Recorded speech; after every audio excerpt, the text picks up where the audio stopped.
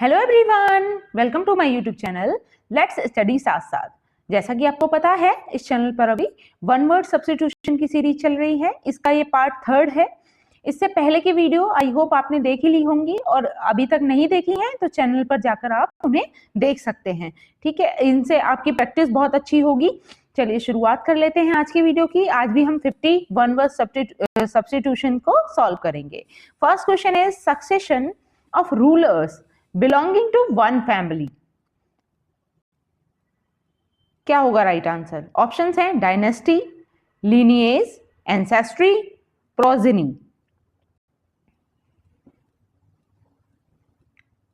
Yes, यहां पर succession of rulers belonging to one family. तो जब एक ही फैमिली से रूलर्स का सक्सेशन चलता रहता है, मतलब पीढ़ी दर पीढ़ी एक ही फैमिली से जो है शासन चलता रहता है, तो उस चीज को क्या कहा जाता है? डायनेस्टी। ठीक है, option number A is the correct answer. Moving to the next question. Next is a short poem or a speech addressed to the spectators after the conclusion of a drama. क्या कहा जाएगा बताइए? मतलब एक particular drama के and होने पर जो एक कंक्लूजन के तौर पर एक शॉर्ट पोम या एक स्पीच दी जाती है स्पेक्टेटर्स के द्वारा, उसको क्या कहा जाता है? स्पेक्टेटर्स को एक स्पीच दी जाती है, उसको क्या कहा जाता है? Prologue, dialogue, epilogue, monologue.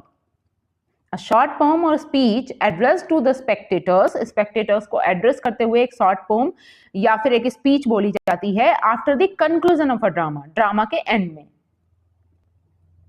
इसको कहते हैं एपिलॉग। ठीक है, option number C is the correct answer, epilogue. Moving to the next question. Next is medical study of the skin and its disease। Skin की जो मेडिकल स्टडी है या skin disease की जो मेडिकल स्टडी है उसको क्या कहेंगे? डर्मेटोलॉजी, वेनरोलॉजी, होम्योपैथी या फिर ऑर्थोपेडीज।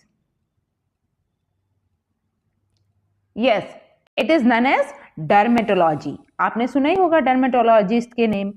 Moving to the next question. Next is giving undue favors to one's own kith and kin। yes, अपने किसी रिश्तेदार को कह लीजिए, रिलेटिव को कह लीजिए, उसके लिए जब हम undue favors करते हैं, giving undue favors to one's own kith and kin। Corruption, favouritism, nepotism या worldliness. what should be the right answer? yes, correct answer क्या होगा? Nepotism. Option number C is the correct answer. Next question, a drawing or transparent paper। A drawing on transparent paper negative कहलाएगा, red print है, blue print है, transparency है। Yes, एक transparent paper पर जो drawing है उसको ट्रांसपेरेंसी कहा जाएगा। Option number D is the correct answer.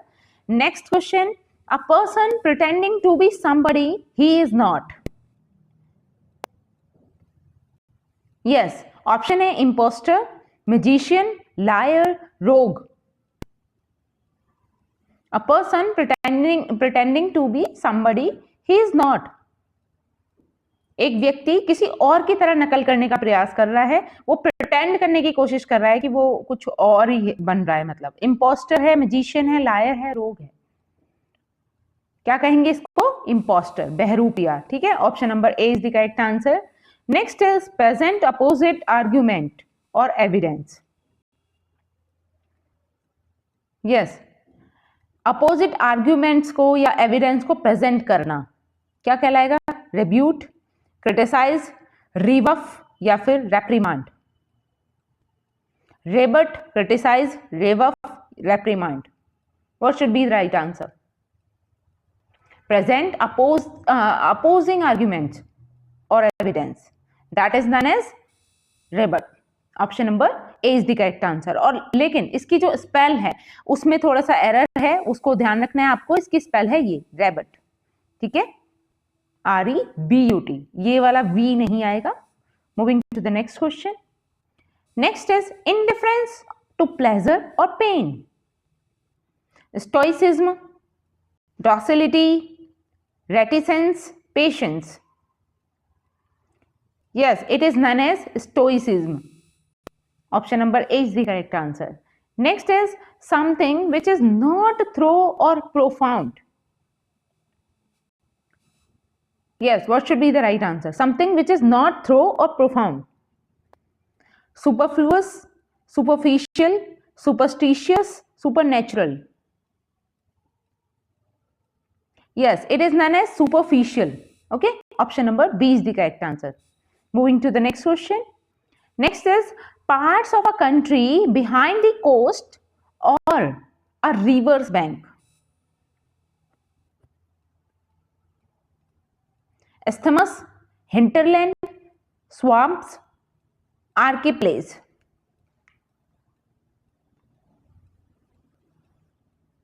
Yes,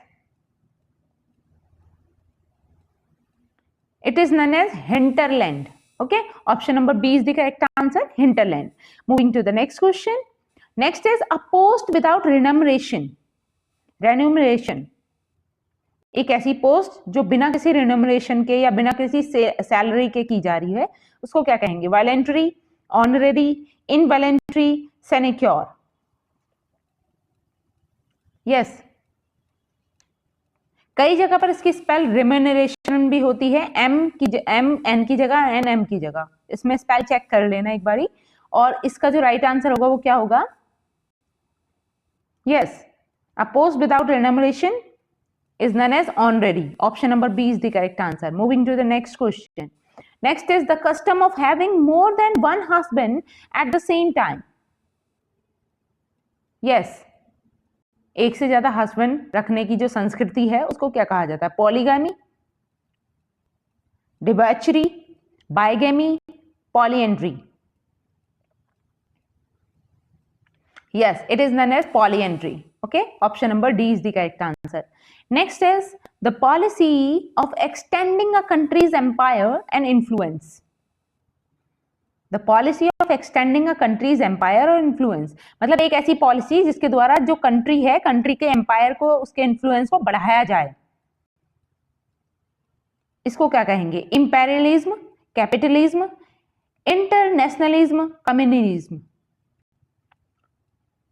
Yes, it is known as imperialism. Option number A is the correct answer, imperialism. Moving to the next question.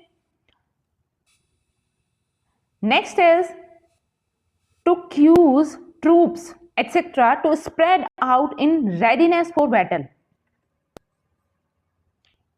Yes, collocate, align, disperse, deploy. एक ऐसा troop या फिर आप कह सकते हो एक यात्रा, ठीक है, एक ट्रैवल. टू क्यूज ट्रूप्स मतलब एक ट्रैवल हो रहा है. To spread out in readiness for battle, battle की तैयारी के लिए, तो उसको क्या कहा जाएगा? Deploy. Option number D is the correct answer, deploy. Moving to the next question. Next is to examine one's own thoughts and feelings.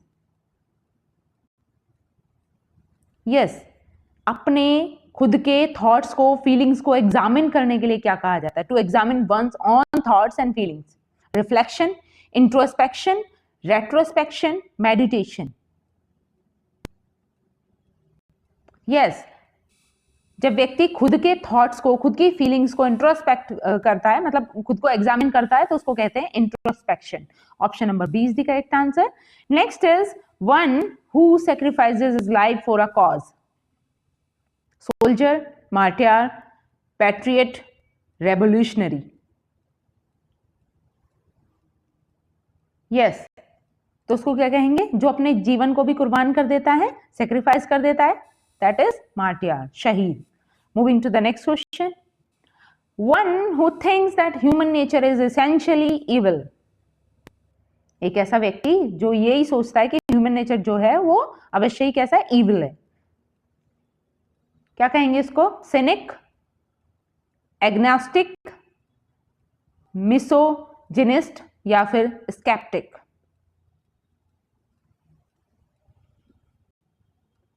Yes, one who thinks that human nature is essentially evil is known as cynic. Option number A is the correct answer. Next is that which makes it difficult to recognize the presence of real nature of somebody or something. Option A, cover, mask, pretense, camouflage. Yes, that which makes it difficult to recognize the presence of real nature of somebody or something. That is camouflage. Option number D is the correct answer. Next is a style in which a writer makes a display of which knowledge, of his knowledge. क्या कहा जाएगा इसे? Pedantic, ornate, pompous, verbose. Yes, इसको कहते हैं pedantic. Option number A is the correct answer. Next is yearly celebration of a date or an event. Yearly celebration को क्या कहा जाता है? Birthday, anniversary, centenary, jubilee. तो आप सभी जानते हैं anniversary. Option number B is the correct answer. Next is a word no longer in use. एक ऐसा वर्ड जो यूज में नहीं है. Exotic, primitive, obsolete, ancient. A word no longer in use. Yes, obsolete. Option number C is the correct answer. Next is one who has suddenly gained new wealth, power or prestige. Yes, ऐसे व्यक्ति को क्या कहा जाएगा जिसने अचानक से wealth, power, Prestige gain कर ली है? Affluent, aristocrat, maverick, parvenu. Yes, one who has suddenly gained new wealth, power and prestige is known as parvenu. Option number D is the right answer. Next is murder of a newborn baby. ये repeated question है, आपको पता ही है, इसको कहते हैं infanticide. Moving to the next question.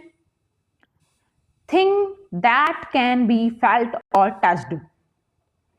Thing जिनको feel किया जा सकता है, touch किया जा सकता है, उनको क्या कहा जाएगा? Poultry, pandemic, panchromatic, palpable. Yes, thing that can be felt or touched are known as palpable. Option number D is the right answer. Next is extreme old age when a man behave like a fool. उस अवस्था को क्या कहेंगे जो extreme old as है, जब व्यक्ति एक फूल की तरह बिहेव कर रहा है? Dotage, imbecility, panchromatic, palpable. Yes, इसको कहते हैं dotage. Option number A is the right answer. Next is a person who skilled in horsemanship. Yes, a person who is skilled in horsemanship. Jockey, cavalryman,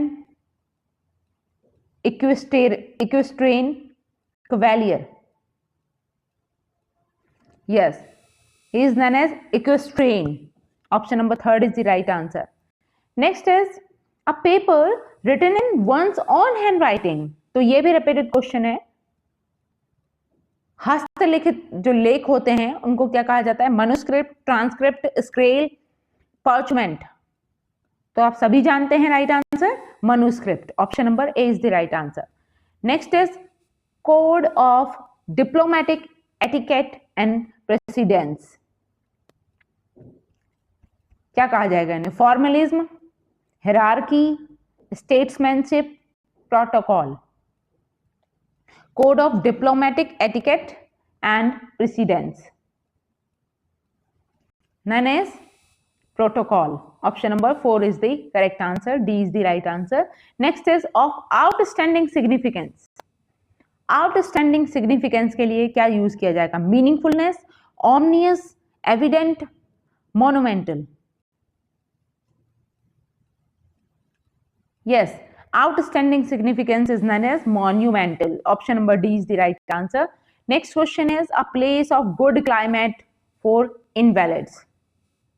A place of good climate for invalids. Asylum, cemetery, hospital, sanatorium.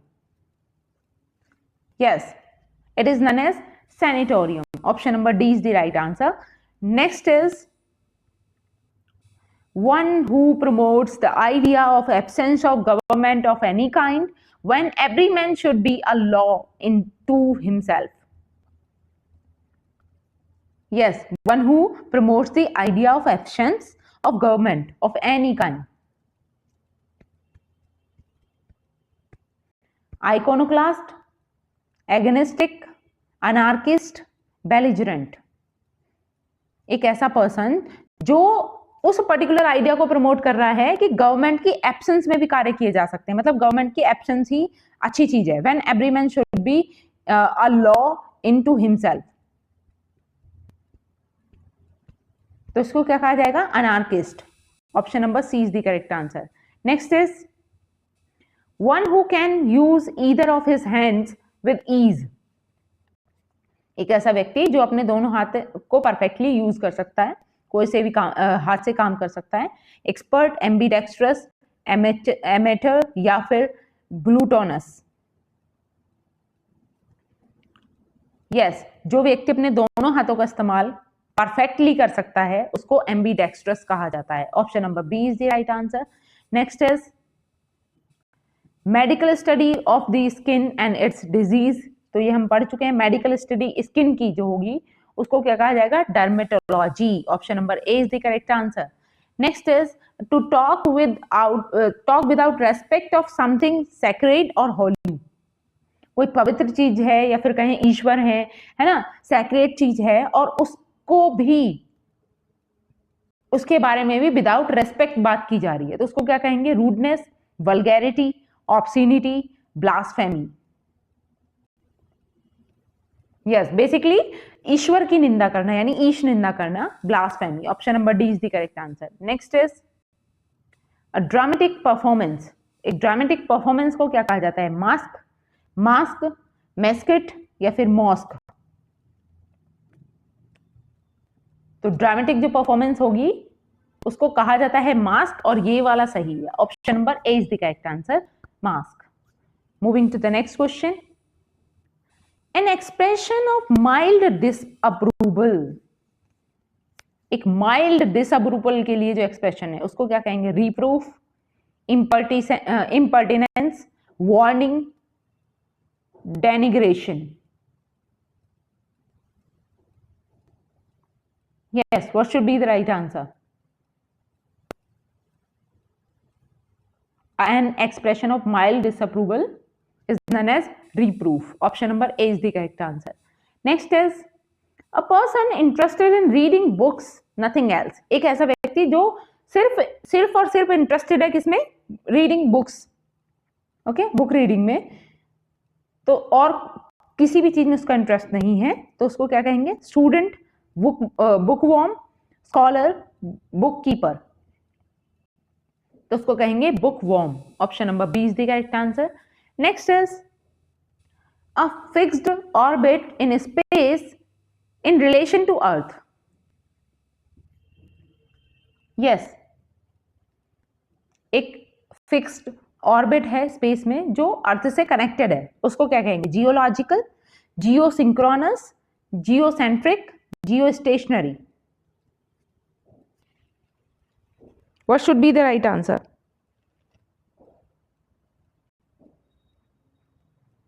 Yes, it is known as geostationary. Option number D is the right answer. Moving to the next question. One who possesses many talents. एक ऐसा व्यक्ति जिसके अंदर बहुत सारे talents हैं. Gifted है, versatile है, एक्सेप्शनल है, न्यूबल है. Yes, versatile. Option number B is the correct answer. Versatile. Next is word for word reproduction. Word for word reproduction क्या कहलाएगा? Verbation, photostat, mugging, copying. तो वर्बैटम कहेंगे या फिर वर्बेशन कहेंगे? Option number A is the correct answer. Moving to the next question. Next is story told to illustrate a moral और spiritual truth. एक ऐसी स्टोरी जो मोरल और स्पिरिचुअल ट्रूथ के बारे में है. Didactic, paradigm, paragon, parable. Yes, इसको कहते हैं parable. Option number D is the right answer. Moving to the yes, one who travels from place to place, एक ऐसा व्यक्ति जो प्लेस टू प्लेस ट्रेवल करता रहता है, क्या कहेंगे उसे? Tramp, मेंडिसेंट, जर्नीमैन, इटिनेरेंट। Yes, what should be the right answer? Right answer is itinerant. Option number D is the correct answer. Moving to the next question. Next is a short walk for pleasure or exercise. एक short walk pleasure के लिए, exercise के लिए. Promenade, gallop, stroll, jog. Yes, एक short walk है जो pleasure के लिए हो सकती है, एक्सरसाइज के लिए हो सकती है, उसको कहते हैं stroll. Option number C is the correct answer, stroll. Next is that which can not be understood होना चाहिए. यहां पर एक सेकेंड, यहां पर एस और आएगा, ठीक है. That which can not be understood, ठीक है. तो उसको क्या कहेंगे? Unknown, illegible, unintelligible, undecipherable. Yes, that which cannot be understood is known as unintelligible. Option number C is the correct answer, unintelligible. According to the options, यही इसका right answer होगा. Moving to the next question. Next is a sea abounding in islands. A sea abounding in islands. Ocean, strait, gulf, archipelago. Yes, it is known as archipelago. Option number D is the correct answer. Next is words used in ancient time but no longer in general use now. ऐसे शब्द जो ancient time में तो use किए जाते थे लेकिन generally अब उन्हें यूज नहीं किया जाता, तो वो क्या कहलाएंगे? Extinct, ancient, archaic, antiquate. Yes, उनको कहेंगे archaic. Option number C is the correct answer. Golu was a hater of learning and knowledge. यहां पर ये स्पेलिंग एरर है. Yes, hater of learning and knowledge को क्या कहा जाता है? Misologist, bibliophile, misogynist, misanthropist. Yes, hater of learning and knowledge is known as misologist. Option number A is the correct answer. Moving to the next question. Walking in sleep. Sleep walking कह सकते हो, walking in sleep, इसको क्या कहेंगे? Obsession, somniloquism, hallucination, somnambulism.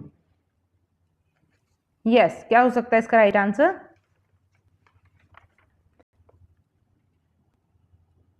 Walking in sleep is known as somnambulism. Option number D is the correct answer. Next question is belief or opinion contrary to what is generally accepted. Unbelief, superstition, non-conformity, heresy.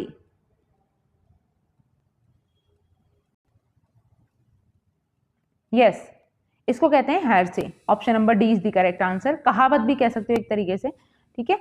Option number D is the correct answer. Next is, और आज का ये हमारा last question है, a house for storing grains. Grain को store करने के लिए जो हाउस होता है उसको क्या कहेंगे? Cellar, store, godown, granary. Yes, according to the option right answer is granary. Option number D is the correct answer.